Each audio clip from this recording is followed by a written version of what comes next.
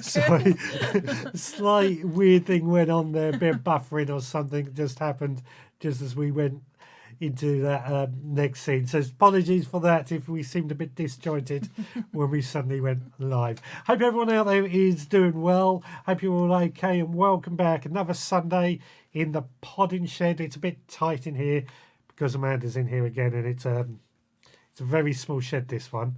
We just about fit in here, don't we? Yeah. That's easy for you to say.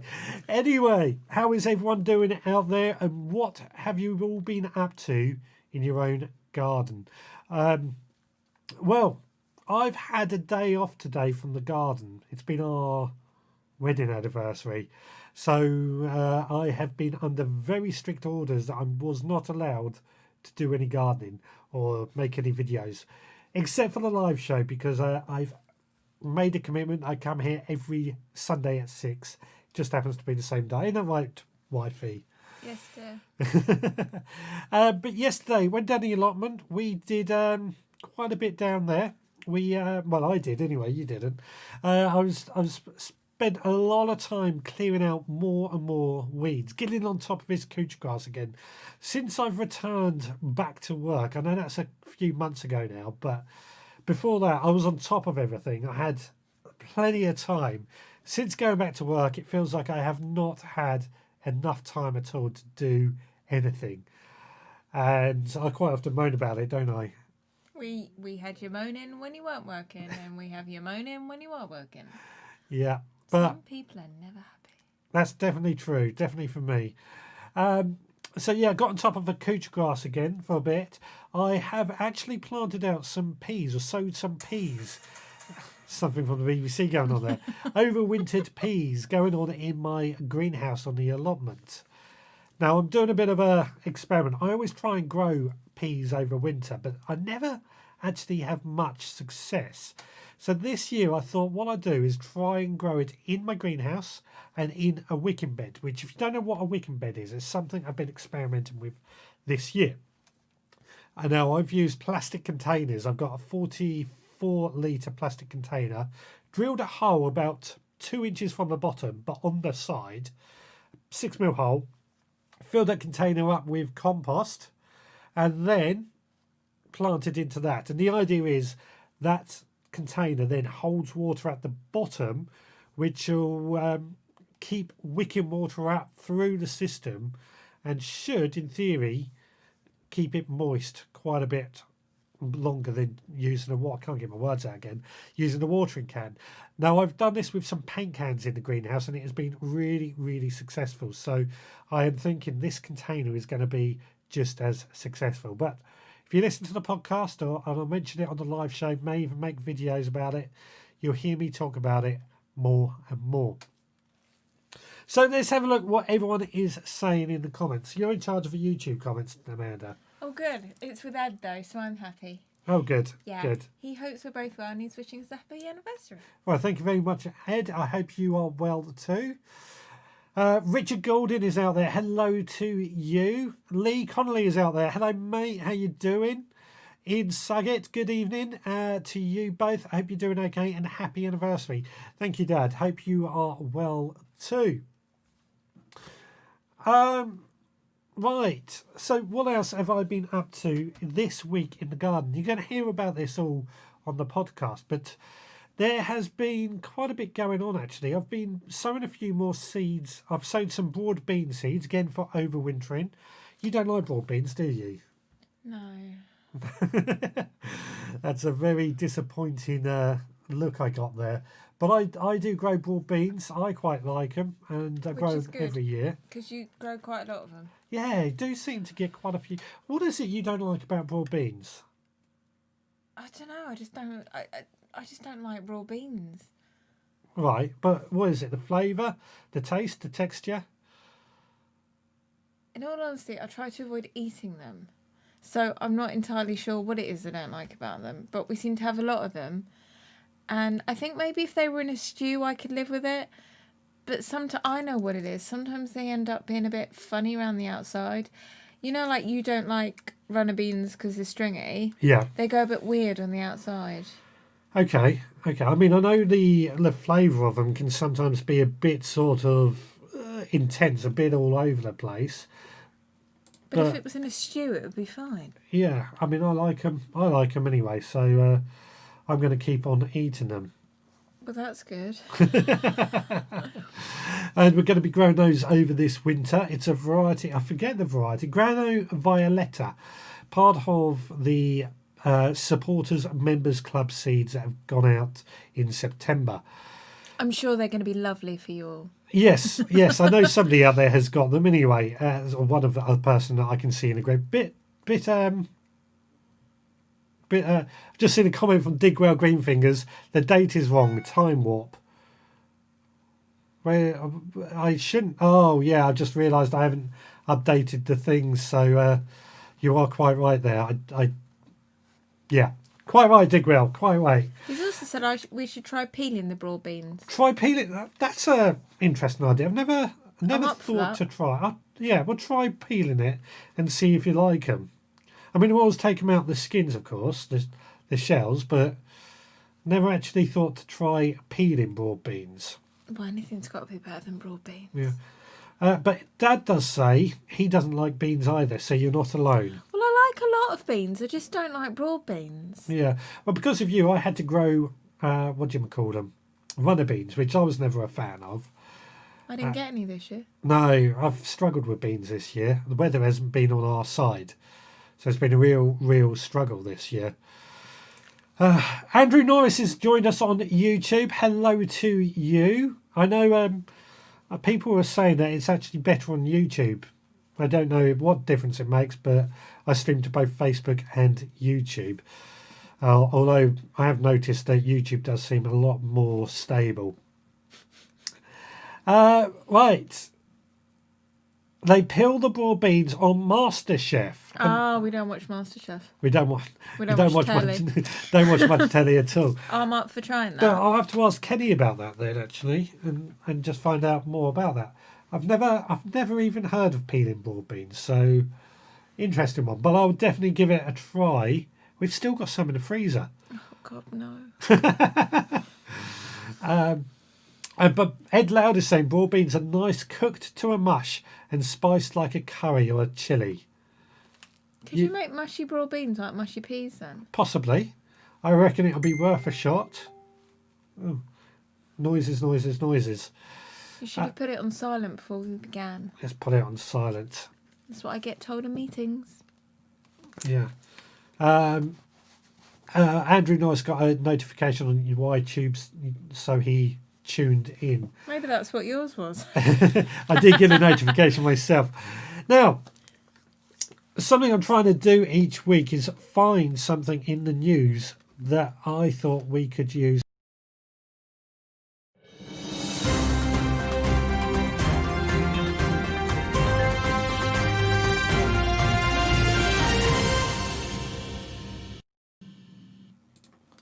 So this week I have found something that I've actually been contacted about on the podcast.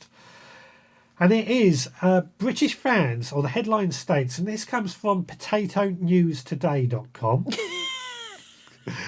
Great title, but British fans of grow your own fruit and veg are urged to test soil for safety before eating lockdown harvests. What? Britain's legions of grow-your-own gardeners are being urged to ensure the soil is safe before they consume their hard-earned harvest. The UK's love affair with gardening has flourished amid lockdown as more people took up the hobby and began to grow their own fruit and vegetables. But a firm set up to test domestic soil quality has urged caution before garden enthusiasts enjoy their first crops. A spokesman for Safe Soil UK, who actually emailed me, and I'm going to get on the podcast about this, said in recent press release, with the UK's proud industrial heritage, the reality is that many of our plots of lands that gardeners are using to grow their crops have a backstory that can mean contamination in the soil. Be it proximity to former industrial sites, redeveloped urban areas, or even gardens close to busy roads, there are potential dangers lurking in our veg patches. We want to ensure that people enjoy their homegrown vegetables with peace of mind, knowing that it has been grown in soil that does not pose a risk to them or their families. Contaminants that carry known health hazards and can be found in domestic gardens include lead and arsenic, while airborne poisons can include dioxins, hydrocarbons, and even asbestos. And it goes on to basically say Safe Soil offers domestic soil testing kits and promises speedy results from a certified UK laboratory and a full analysis of what results mean. So I thought that was a little bit interesting because that same company has contacted me about a similar subject. But what I really want to know is anybody out there ever tested their soil? Now, I've always done a bit of a pH test, and that's about it. Just seeing the acidity, because I know that is essential to most soils. I know you're going to say you haven't, and you're going to say something, aren't you? Go ahead. I don't mean to be funny. Do we not have enough to worry about right now? That now when worrying about soil, and to be honest, I would have thought that most allotments are near roads. You know, you have to wash your vegetables anyway. Right, okay. And I just feel that's a bit of a selling thing, is that I know, let's freak people out with growing your own now. Okay. So you think they're trying to freak people out and scare them. Now, I know it mentioned arsenic, which is naturally found in soils anyway. Yeah, but if you're a first time allotment, say it was me, Yeah. and I've just heard I need to test my soil, well, we can't even get a COVID test back quick enough, according to the news. Are we going to get the test for that back? Yeah. I mean, but I would then be like, well, I might as well just not bother. Okay. Yeah. I think it's putting a negative spin on something that's very healthy and very positive for people. Yeah, I mean, I think Ian Beddoes has just said, and kind of agreeing with you, is it not just scaremongering, or do we need to do more tests to make a living? Yeah. And Ed Loudis said his granddad used to see how chalky the soil was by potting vinegar in it and seeing if it fizzed. Never seen anyone else do that. Sometimes think he was having a laugh. I can understand trying to work out what your soil is. You know how to grow things and what else you need to add to the soil nutrients. Yeah. But, I mean, isn't there like arsenic and asbestos everywhere as it is, and we're all breathing in carbon dioxide and all this stuff from roads anyway? Yeah, that is exactly what I sort of thought. There is well, you take a breath of air, you're breathing in pollutants and stuff anyway. And if it had happened before COVID, I think more people would be like, do you know what, that makes sense. I think Ian's right, it does feel like scaremongering. Yeah. Because we're in that theory, oh my God, you can't do this, you need a test for this. Yeah, I mean, this is what I was sort of thinking as well. When I get them on the podcast, I will ask a bit more. This is what I want to find out from you guys out there. I think the cost they said to me was something like £65, which... Oh my God. Yeah, it's quite a bit of money. It's not a... But do you have to do it yearly? Is it quarterly? Does it change? Yeah. But for the average Joe, I'm pretty sure that £65 for a test is a lot of money. Yeah. I mean, I remember years ago when I looked... Well, not years ago. A couple of years ago, actually. It was Julia, when we started Julia's Kitchen Garden, and somebody had said to her about testing the soil. And I looked into how much it cost, and it was something like £500 back then. So it came down quite a considerable amount in price in 2 years, I suppose. That's £445 cheaper. I wonder how many people have ever thought about doing that, realistically. I've never thought about it until somebody mentioned it. My grandmother wouldn't have done that. Yeah. Yeah, I don't think unless you are making a living from your land, like a farmer, and you want to know what nutrients you need to add, even then I don't think many domestic gardeners, even on an allotment, are going to bother. But I'm pretty sure that what you grow in an allotment is going to have less carcinogens in it than buying like a bag of salad that's been washed with chlorine and stuff. Well, chlorine's in water anyway, so But you know what I unless mean. you use rainwater or something or got a well. Yeah, I mean, let's have a quick look at the comments. So we'll start on the Facebook. Hello, Richard and Amanda from Sharon. Hope you are Hello. both well. Hello, Sharon. Ian Beddoes, good evening to you. And then he said about scaremongering. Pauline, all the way in Canada, good evening to you both. Good evening to I wonder you. if they've got to test their soil in Canada. Well, I was wondering that. I was wondering about that going on in there.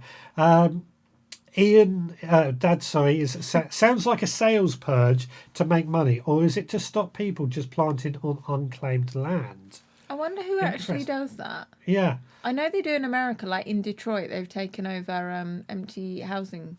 Yes. Oh, that bloke's going to be on, or hopefully on Lee's podcast soon, because he is awesome. I forget his name. What, from Detroit? From Detroit, I think. Oh, interesting. Yeah, he's actually he's a guerrilla gardener, a really awesome bloke. I bet you he doesn't test it. No. Charlotte Gleason, hiya Richard and Amanda, listening from my holiday in Sark. Hello Charlotte, I was wondering, well, you hadn't seen much from you for a while. I was wondering if you were okay. Oh, how Lovely nice. to see you. Holiday in Sark. Oh, yeah. Right, on YouTube. So, Andrew Norris, I agree, it is another scam to scare people and to extract some cash from them. £65, this is Ed Loud now, £65, if you have to do it once in a lifetime is okay, I guess. If there is a history of industrial use on the site, depends where you are. Here in Greenwich, there's a lot of highly toxic soil. Your local council, who obviously distributes allotments, would know that, and probably one would tell you, or two probably wouldn't actually do it because they're paranoid about health and safety. Can you imagine if people were growing on an allotment and everybody all got asbestos or arsenic poisoning? That's actually a very good point. Would the council have to test the soil before they hand it over? But they'd know the history of the land. Yeah, and I mean, asbestos in the soil is quite unlikely unless there was an old asbestos building. But on they'd the know land. that. But they'll know that. And asbestos in the soil, I could be wrong, I'm no doctor, but I know asbestos dust is if you breathe it in, it scratches your lungs. So if it's in the soil, it may not be an actual dust. I don't take me for certain on that, but I could be wrong. But arsenic is quite naturally found. I think it's found in almonds anyway, naturally, just not in higher levels. I think so. It's found in something. Yeah. Ed Loud has also said the Millennium Dome is a high-profile example. The land around there was all deadly toxic, so if the site's history calls for it, fair enough. But most people, it's a bit gimmicky. The Gardening Channel with Ray has joined us. Good evening to you, Ray. Lovely to see you. We're getting a good debate this going. is great. This is great. This is all from this news article about testing your soil, and I just happened to find it, and it just coincided. I've got to get back to them, but it just coincided with the email I got about a subject on the podcast. I'd be really interested to hear their viewpoint, so I think it's good you're going to have them on the podcast. I do, and this is what I want. I mean, the feedback I'm getting is everyone is saying it feels like a bit of a money grab, trying to scare people into getting their soil tested. And councils are not going to just be giving away land that they think is potentially dangerous because of the health and safety claims. I agree. And now, our house that we live on at the moment, it's been here 80 years, and before that we believe it was meadows, so we're pretty safe that our land is pretty safe. Although I've just remembered something when I was looking into the history. There was a gun emplacement placed here in World War II somewhere on this I haven't found on the anything. road, but that may have led to some problems or poisoning in the soil, but I don't think so. I mean, it's not done us any harm in the 5 years we've lived here. There's no caveat that we can't grow anything, because I would have thought indeed you'd have a caveat that you can't grow stuff you can eat. Yeah. Now, if we had probably down in Cornwall or somewhere where they did have some, what were those buildings we saw that they were producing sulphur or something, and then that did pollute the land, the soil outside of there. By the way, if anybody wants to call in, it's at 07307 135 174. And just add to this conversation, because it's a interesting debate that I'm getting the impression that nobody really has had their soil tested or wants to test their soil. And Ian makes a good point. Now, Ian Beddoes over on Facebook has made a very good point. If I buy a bag of compost, will that have been tested? I could be introducing toxins. Yeah, good point. Over on YouTube, Ed Loud, yeah, better for gardens built on brownfield sites around here in Greenwich. Seems pointless in an age-old allotment.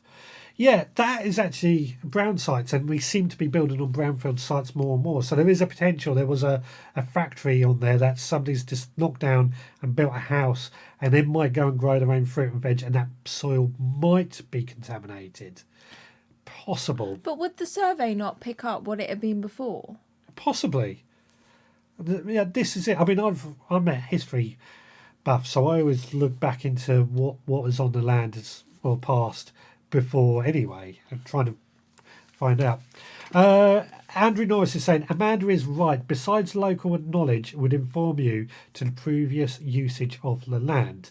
Muddy Boots out there. Hello, mate. How are you doing? Our day's out. Good evening to you. And Michael White, you can grow bazookas instead of marrows as our garden placement. That was somewhere around here. And Charlotte over on Facebook, Charlotte Gleason, sorry it's been a while. Sunday at 6 during the summer, I'm usually still gardening. Yeah, I thought that might be happening. And I'm guessing where you are down in Guernsey, it's probably a lot more light a bit later on. Sam Suter is out there and saying, hey, hello to you. And Charlotte says, I won't be testing my soil. My elderly neighbour says our land has always been growing land. It used to have vineries on it. So. And they don't test in Canada. And up there. Yeah, we don't test our soil in Canada, not that I know of anyway. No, we do. Yeah, sorry. Pauline is saying in Canada they don't test the soil that she knows of anyway. But I'm sure you could probably find someone that does test your soil should you want to. But is it worth it? Is there going to be any real benefit? And £65 isn't that expensive. I don't think it's going to be a one-off, because I think they'll be like, well, you're going to have to test it next year because you don't know if there's going to be more cars on the road, or, I don't think that's going to be a one-off. Yeah. So, what was I saying? You were after the bazookas, so you were with Ed next. Ed. Yeah, somebody's keeping track of me. Some sites near me, this is Ed Loud, are full of heavy metals, mercury, lead, etc. Not fit for growing veg, but the top layers of soil can be replaced. Now, this is where I think this whole testing the soil might come into play, because how do you know if you've got heavy metals, mercury, lead in your soil? Would you not ask other allotmenteers, like, hi, how is the soil? Yeah, what can you grow? Well, let's take allotments out of the equation. I mean, even if it's a brand new allotment, the chances are council is probably going to test the soil if they were suspicious anyway. But let's say you bought a new build house. Yeah. And you're going to use that back garden, as many people have done throughout lockdown. Would it be worth testing your soil then? You would hope the people you're buying a property from would have tested the soil beforehand and told you. Yeah, but if you're building a new house, would not the people who are building it, you can't just build a house on land. The council would know if it was dodgy land to start with. Yeah. So I think there's a little bit of provenance on land. Yeah. So you're not going to have people building on dodgy land. You would hope not. You certainly hope not. But then there is instances where people didn't actually know what was going on in industrial land, particularly in the Victorian era, or. If they had no health and safety, we're paranoid. Yeah. We're especially now. Especially now, we have gone a bit paranoid. Well, I don't want to say we've got a bit paranoid, but I'll say it. We don't. Okay, you can say it, but there was also instances where people would dump chemicals onto land. Oh, they have that in the Archers. They had that in the Archers, yes. So perhaps there's that area of that what we don't know. Now, Nigel Muddy Boots has said that, and this relates to what Ian was asking earlier. Dan from Allotment Diary had some council green waste tested a while ago and found traces of cyanide. What's green waste? Green. So we don't do it actually, but if we took all our prunings and our cuttings and sent it off to the council, it can come back as compost. And if you get that tested, and it contains cyanide. Now, cyanide, again, I think that's a naturally found chemical, so I don't see that being a massive problem unless it's in large quantities. Yeah. Sorry. I think that might be the one I was thinking of, is in almonds or Yes. Yeah. Tastes of almonds or something. I think it's the smell of it. Yeah. What else is people saying? People are saying hello to each other. Is it it is worth testing if there is any doubt? And I totally agree with that. That makes sense. If there is any doubt, then it is worth testing. But how many people have doubt? Because I wouldn't have doubt. I'd never think to test my soil. I'd just grow stuff in it. Yeah, I'd agree. I think I didn't think about it, but then I went buy a new build house. But I think from a novice, I just kind of assume, well, it's dirt. It's going to be natural. Yeah. But what Ed Loud said, new build housing on an old industrial land is spot on. The soil does not have to be fit for growing veg as long as it's safe to walk and play on. So,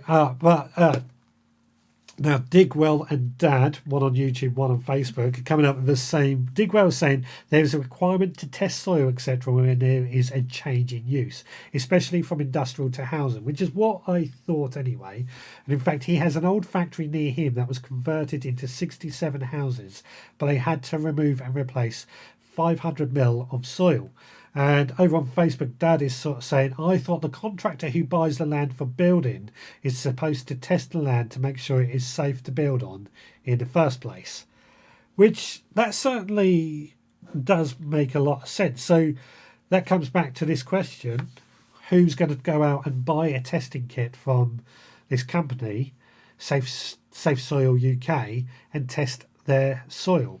Well, I'm sure that they have a demographic who they would think would want to test it. So it'd be interesting to see what their demographic is. Yeah. I think that makes sense. I'd agree. I would agree. And then Dad has also said, but there are poisonous plants that are grown anyway, which is very, very true. Foxgloves, for example, are poisonous if you eat enough of them. Are you going to eat? I don't think you can eat any of them. Well, you can't because they're poisonous. Yeah, but it's because you said if you eat enough of them. If you eat enough of them. Well, it's like rhubarb. If you eat enough rhubarb, it's poisonous. But is it? Yeah, the story is in the poison is mainly in the leaves. That's not actually true. It's the poison is right throughout the whole stalk and the leaves. The trouble is, even if you just ate the leaves, you would have to eat so much of it that you would probably pop from overeating before you actually got enough poison from it. I did not know that.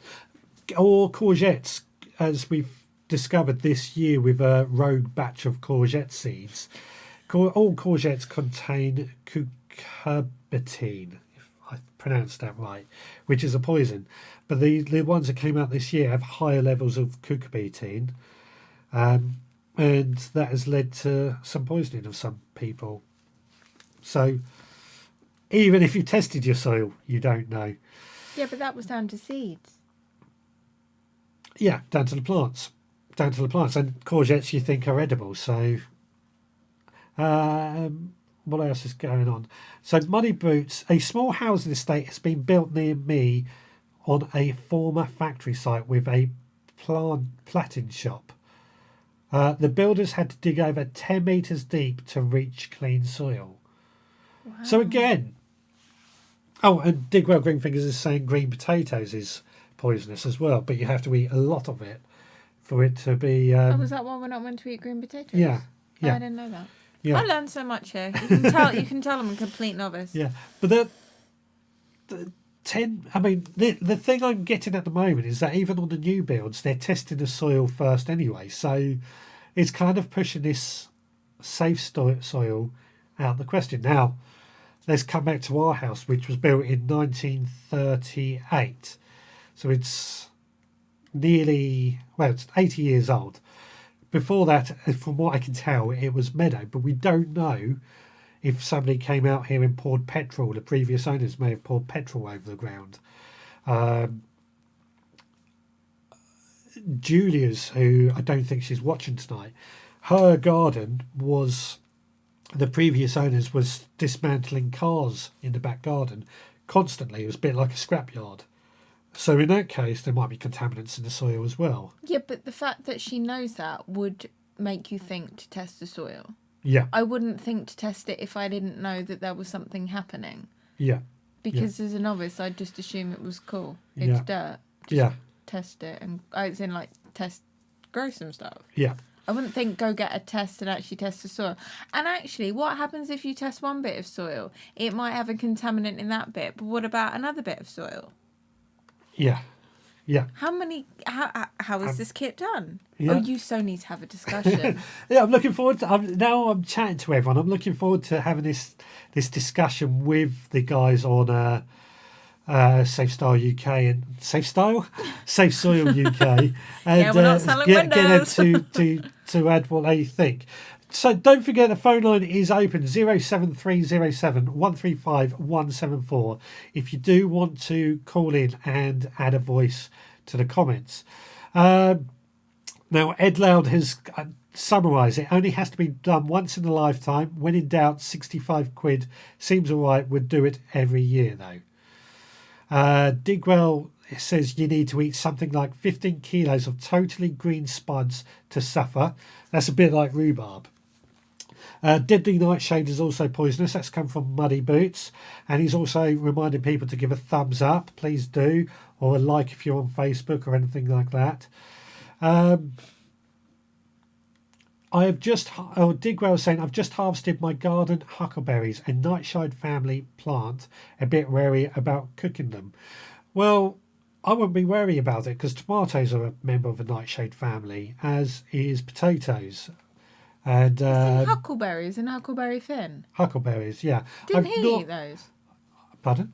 What was in Huckleberry Finn? That's a character. I'm not sure. I've never actually heard of huckleberries myself, so interested. I want to see what one looks like now. Yeah. We'll have to find out. Push it double glazing now, yes, sorry. Over on Facebook, Ian has said, didn't know about foxgloves until we planted some. Pot them behind a fence to keep animals away. Oh my God, we need some.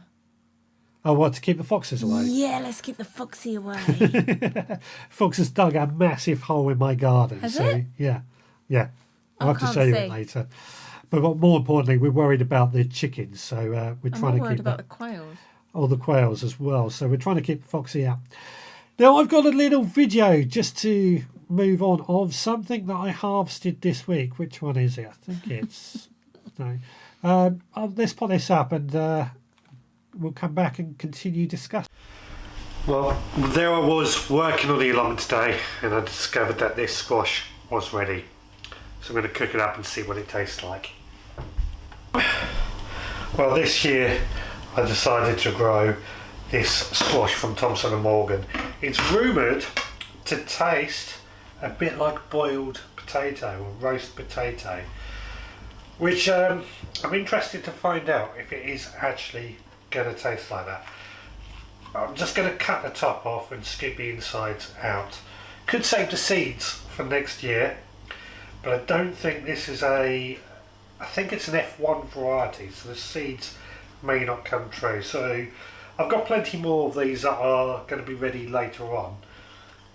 So I think I'll give these seeds to the chicken and just see how they get on with it. But what I found with these seeds, they were very, very easy to grow. Pretty much like any squash, just sow the seed, which I believe I've made a video about when I sowed the seed. Grow them on, give them plenty of food, plenty of water, and they should do okay. And that's certainly what I found myself. So, to find out how good it tastes, I've got to admit there's not a huge amount of flesh in there, if you can see in there. So what I'm going to do, I'm just going to drizzle over a bit of olive oil over the top there, and then we'll place it in the oven. We'll add that lid as well, every little bit helps. Placed it upside down on top of this tray, so hopefully that'll do quite well in the oven.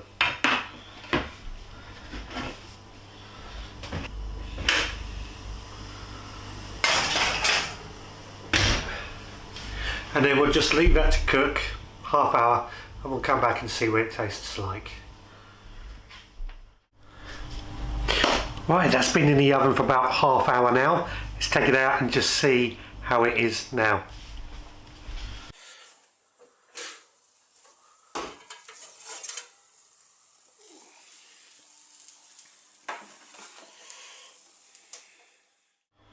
Right, well, that is cooked nice and soft.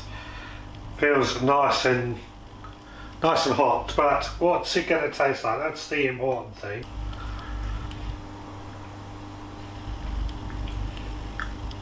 There is a slight hint of it being roast potato or boiled potato, so yeah, I can see just where that's coming from.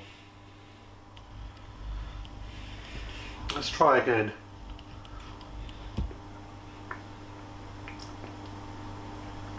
Yeah, definitely. No, I haven't seasoned that or anything. I can see it working really nicely with a bit of cheese sprinkled over it, a bit of salt and pepper as well. But overall, I'm quite impressed with that. It's quite nice and tasty. Well, that has been an experiment for this year. If you've been doing anything you've not grown before, let me know in the comments below, or and how did it work out for you? Right, till next time, please take care. Right, yeah, these were new seeds from Thompson & Morgan. I got an email end of last year about.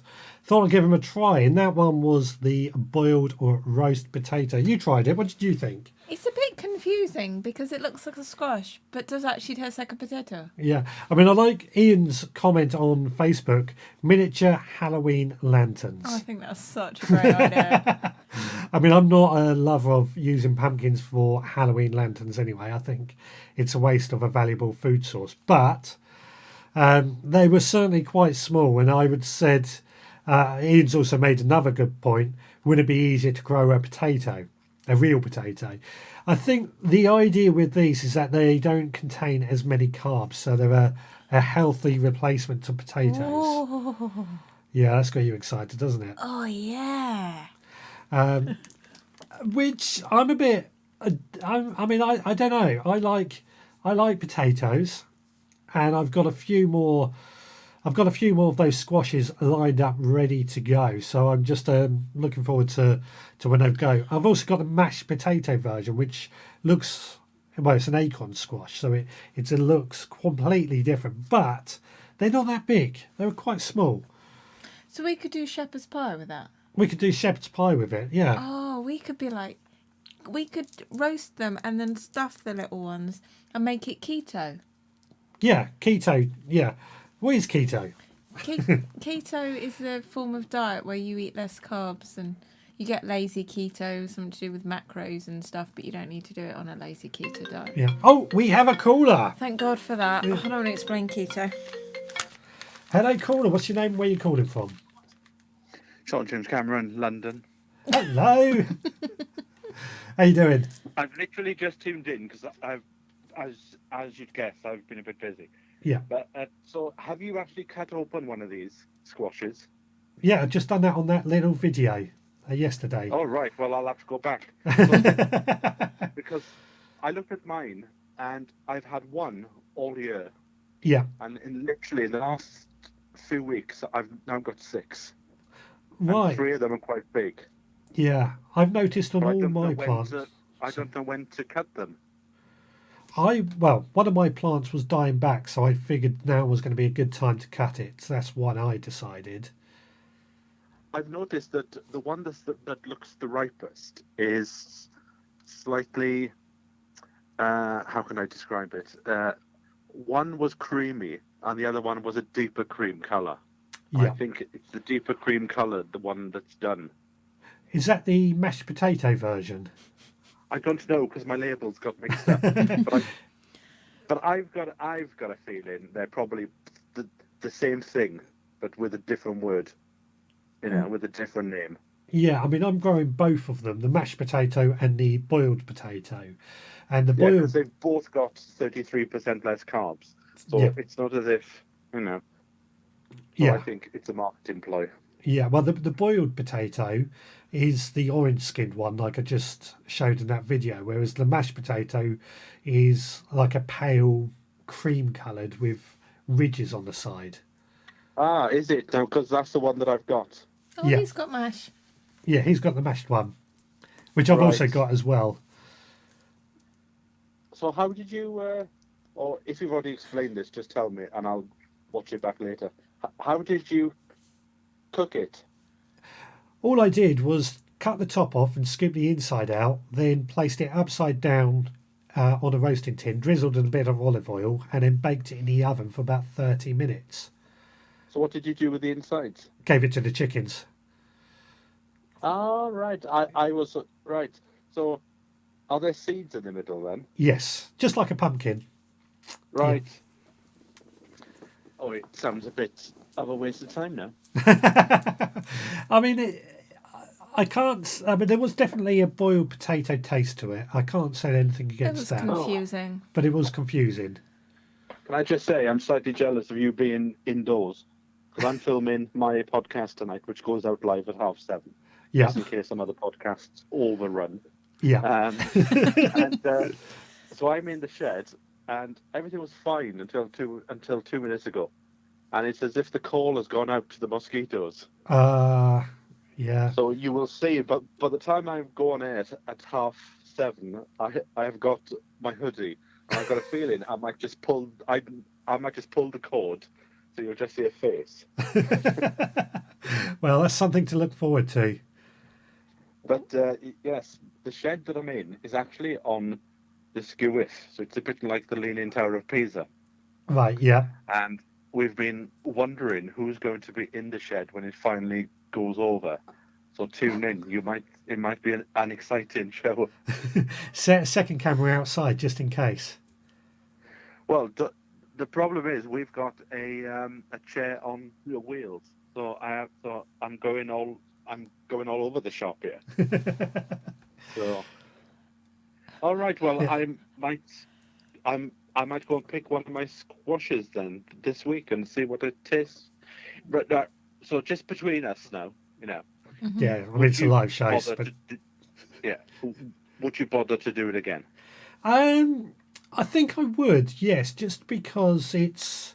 Although you don't get many on the plant, I only got one per plant, but they don't take up a huge amount of room, and it's just something like Amanda just suggested, doing a shepherd's pie with the mashed potato version, and I think that could be quite tasty and it's something a bit different.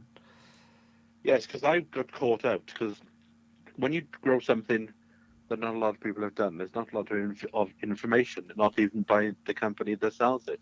Yeah, So I had earmarked about 6 foot squared. So Yeah. it's quite funny. I've got this big space, 6 foot square, with just this plant in the middle, which hasn't spread. yeah, yeah, yeah. A bit like a courgette, really, the size of the plants. Yes. Yeah, Yeah.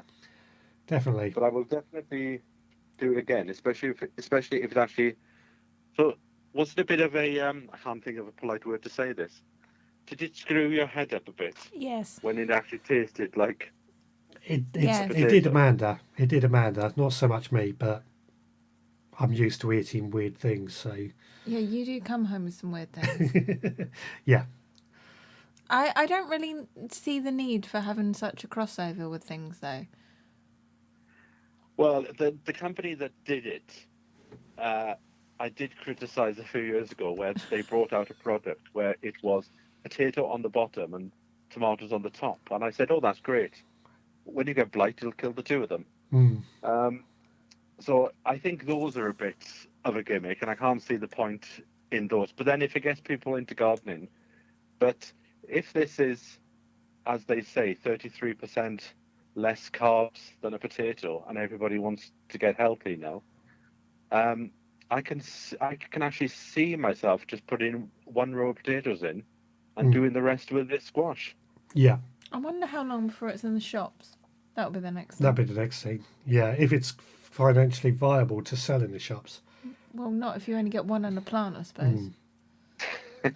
I remember when I tried flower sprouts about 10 years ago. From them sending me the seed, I think it was about 2 years to it being out in the shops. So it came out last year, so probably by the end of next summer, maybe something will be out. Yeah, you never know. Keep our eyes out. Maybe they could be the new jack-o'-lanterns. They're pretty small. I mean, it might get a tea light in one of them. So, look cute. right, I'm gonna go make a cup of tea now because I'm a bit busy from 7:30. Yep. Okie dokie. Well, lovely to hear from you again, Sean. Give us a call at the end of the show. Yeah, will do. Speak to you later. Take care. Cheers. Bye. Bye. What was the There we name of go. the squash? Sorry. Because Gardening Channel with Ray would like to. Ray is asking what's the name of the squash. It is called the boiled potato squash from Thompson and Morgan. They do a boiled potato and a mashed potato. If you go to the website, tap it in their search engine, boiled potato or mashed potato, it will come up. It does exactly what it says on the Exactly tin. what it says on the tin. Kimmy's Kitchen and Garden has joined. Hello. And the Garden Channel with Ray is asking how many fruits from the vine. I got about one fruit per vine. I think if I had perhaps given them a bit more watering and a bit more feeding, they might have done better and we got more. Or perhaps having a dedicated squash bed full of old Squash. full of old stuff that the squash can really thrive. Actually, one of them is grown in my compost heap, so that's not actually true. It's certainly. I think it's something to try. At least I think the seed packets were about £3 a packet, but you only got 4 seeds, or was it 6 seeds per pack? So you don't get a huge amount per pack, if memory serves me right. What else? Digwell Green Fingers. Foxes get bad press. More damage is done by badgers. Well, badgers, I've always said they're like mini bears. I haven't seen a badger for a while now. We do not want a badger in the garden as well. You are possibly right. It's definitely a fox in our garden because a badger can't get into our garden. A badger could, of course, kill our quail. That's not in the realms of impossibilities. But I'm pretty certain it is a fox. Now, I don't... Muddy Boots says takes the spade to the fox if he digs holes. I've got to see him first. Well, I have seen him because I know he sleeps behind one of my sheds. I don't actually have a problem with foxes in general. It can stay, just don't eat anything. Just don't eat my birds because it's their home. If they were here first. Over on Facebook, Ian Beddoes, I'm the opposite to everyone out there by needing as much unhealthy food as possible to try and keep up my weight. That's a very I can give him some of mine. Yeah, I'm sure we could all pass on some of our own weight. That's a great excuse to go eating on McDonald's all day, isn't it? Well, no, not really, because when it's the other way around, it's equally as hard to put on as it is to take off for some people. True. You know. True, very, very true. Right, I have got a few photos that have either been sent to me in the via email or into the group. Let's actually, some of these photos I've taken myself. Let's have a look at those. Oh no! First of all, we've got a caller. Hello, caller. What's your name and where are you calling from? It's Ed Loud calling from London. Hello, Ed. Hello. How you doing? I'm still round and squidgy. Nothing ever changes. Well, you know, if you ate some of this squash, this healthy squash, you might lose some of that roundness and squidginess. Oh, I've got my doubts, you know. I'm sitting there thinking all this low carb stuff. What has the carbohydrate been replaced with? Water? So then you're just going to end up using more squash to replace the mashed potato on top of your cottage pie. So you end up with the same amount of carbs in the long run. So I'm not so sure. I could be wrong. It's just a theory I'm working on. So for now, I'm going to stick with my carbohydrates. I'm currently making a very carbohydrate-y loaf of bread, and I have very sticky hands. So I've got you on loudspeaker. I hope it isn't too echoey. No, it's fine. It's fine. I'm just going to turn you down a little because you might be coming across a bit too loud. So Me? well, it is in your surname. Yeah, I'm having a bit of a bread disaster. I remember you talking about growing wheat at one point, so I thought... We haven't started that yet. That's next year's project. Yeah, so I was just sitting here massaging this loaf of bread, and I thought to myself, now I wonder how has this wheat turned into this flour, which is soaking up so much water, whereas the last bag of flour I bought, I got my bread level to about 80% hydration and was massaging my bread, and it all seemed fine, and I left it for a few hours and come back.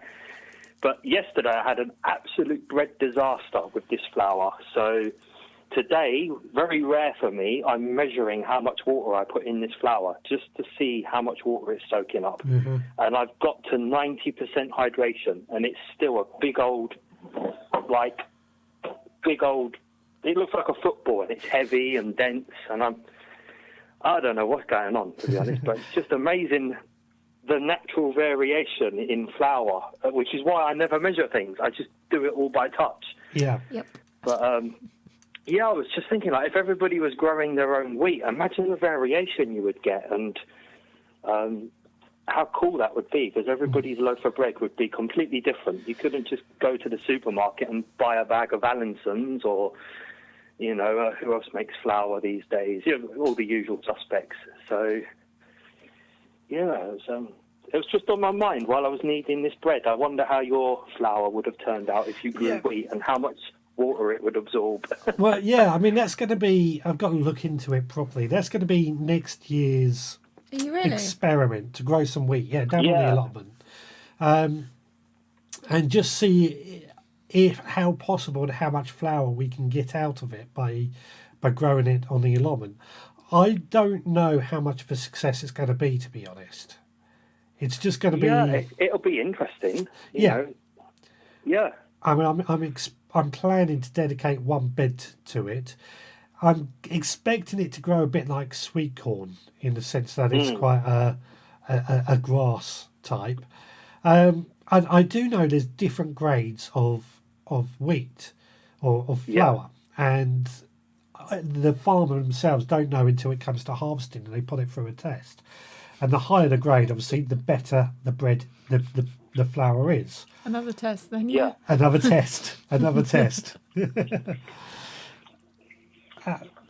So yeah, that's kind of interesting. I'm wondering if that test has got something to do with how much water it seems to need for the bread. I would imagine it has. Yeah.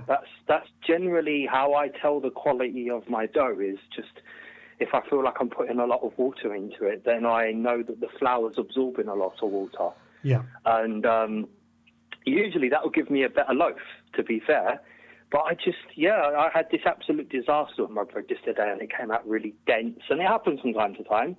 You can't be afraid to make mistakes, and there's natural variation in the wheat. But I was just amazed how varied this particular flour was to every other batch of standard wheat flour that I've ever used. And I normally make sourdough. Anyone who sort of makes bread will know it's usually a much sort of wetter dough when you make sourdough anyway. Yeah. So I'm not sort of kneading it there like the kind of bread like Richard Vobes would make, where he's kneading it and all that. I kind of stretch and fold my bread, and I'm more gentle with it, perhaps, because there is so much water in the dough. But that just seems to be this bag of flour. It's just normal flour bought out of the supermarket, God forbid, and it's just naturally soaking up water like no one's business. So God, it just made me think about growing your own wheat. You know, you wouldn't know what to expect, would you? You could end up with anything. You might end up with sort of super wheat that soaks up God knows how much water. How are we going to grind it? I'll figure that out nearer the time. I'll figure a I've way. actually ground small amounts of, during the lockdown, I couldn't get flour for a short while. Mm-hmm. And I had lots of white flour, but I didn't have any wholemeal flour. So I went to a health food shop, which I won't name, Holland and Barrett. And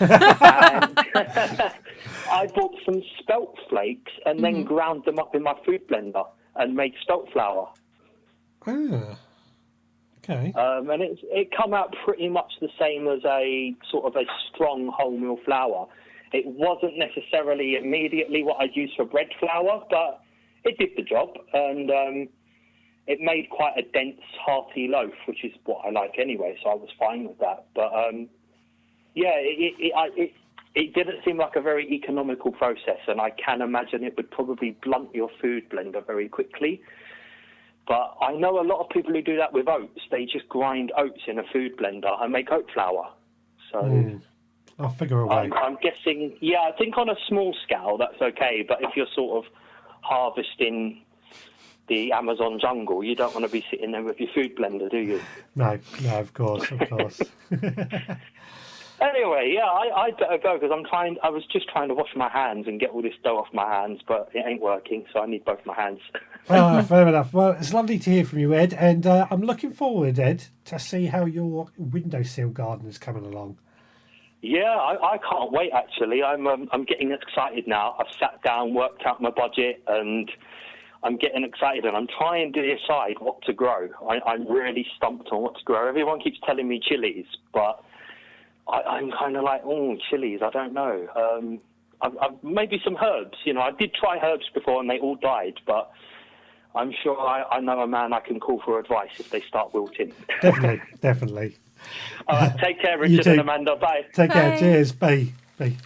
So we had a few comments coming during that little conversation with him. He's a great bloke, Ed. I do enjoy chatting to him. I know how to bake bread now. Yeah, that's the trouble. He's such a keen cook. He talks about cooking stuff. It makes us like when we were doing our 24-hour live with Lee, he was making a bean stew right throughout and telling us how it smells and everything. We were starving hungry. Stew. Yeah. I fed you during the live. I know, but we wanted bean stew after hearing from Ed. Anyway, back to the comments. So Sean is saying, tell the committee, I know a guy who grew fantastic crop of wheat, and just before harvesting, the committee trimmed his plot thinking it was grass. Don't think that happened on mine. Because, If not, you can grow it in the garden. yeah, I don't think that happened on mine because the couch grass never gets trimmed. Ian Beddoes, have you ever seen a film called Second Hand Loans? The two old guys start a veg garden and bought seeds from a travelling salesman and labelled everything up but ended up nothing but corn. It's a great film and maybe the way I want to go in the end. I'll have to look into that Second Hand Lions. And Richard Golden is saying, grow what you like. And I think that's for Ed Loud on his windowsill gardening. Richard says, grow what you like. Over on YouTube, try adding bio-Weizenbach mouth, diastic malt powder, 1 teaspoon per loaf. Mike Stevens, I thought the podcast started at 7. No, sorry, it's at 6 every Sunday. Sorry, Mike. And sometimes he runs over. Sometimes I run over, but I've got to try not to do that. Ed Loud, thanks, Digwell, and I will add a lovely taste too. There we go. So we're getting help with everyone's cooking on this show as well. Now, before that, I was going to, before Ed rang in, I was going to show you a few photos that have been shared in the group and a few that I've taken myself.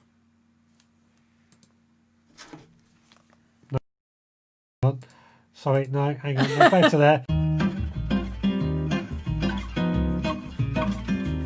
Let's take a look at the photos that have been sent to me or posted in the Facebook group this week. Firstly, no, that was wrong as well. I don't know what's happened there. I changed it over. It's Was it scene 3?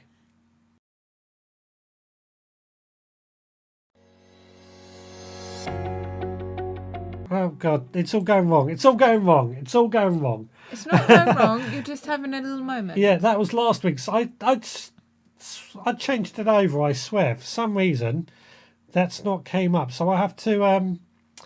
I'll tell you what. I'll do the same as I did this week, where I put it into Instagram and on the Facebook page. If you want to see the photos, just search for the Veg Ground Podcast. Could upload it to YouTube as well, actually. So You mean no one's going to get to see the photo? no one's going to get to see the photo because I don't know what's happened. I changed it. I know I did. That's annoying. That's really annoying, especially as I spent the last few minutes making it ready in time for the show. Talking of which, it's 7 o'clock, so I'm going to start wrapping up. Thank you so much, everyone, for joining us this week. We'll be back again next Sunday at 6 o'clock. Well, he will be. I will be, and Amanda may not be. We might have someone else in it. We're gonna. I don't know what we're going to discuss next week, but I think the I can't wait for the next news item. the news item seemed to work quite well and got a lot of people talking, as did the squash. So that's great. That's great. It's what we really want. Anyway, thanks so much, everyone, for joining me this week. Next week's podcast on Monday goes out on the actual audio podcast, now available on Amazon Podcast. Going to be talking about leaf mould. The squash video will be live this week, and what else is happening? Lots going on, and then we'll be back on Sunday. So till then, please take care. I'll see you again then. Bye.